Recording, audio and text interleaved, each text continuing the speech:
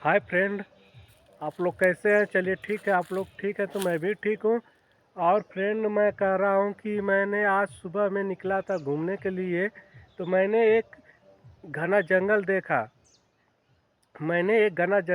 उस सोचा मैं इस जंगल का वीडियो बना लेता हूँ।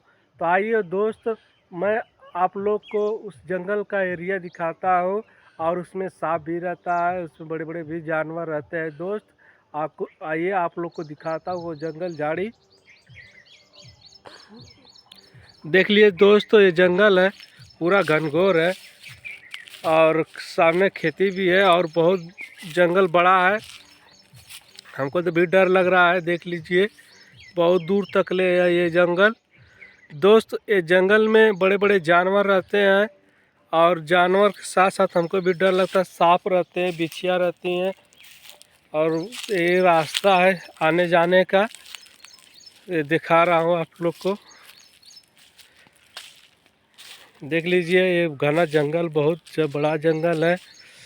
और दोस्तों ये देख लीजिए, इस पेड़ को भी अच्छा लग रहा है देखने में, सुंदर भी लग रहा है देखने में।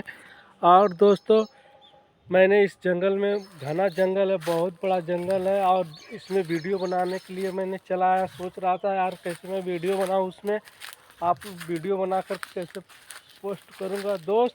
आप लोग चलिए ठीक है, तो मैं भी ठीक हूँ। नमस्कार दोस्तों, बस इतना ही आपको जंगल दिखा दिया, उतना ही बहुत है। ठीक है दोस्त।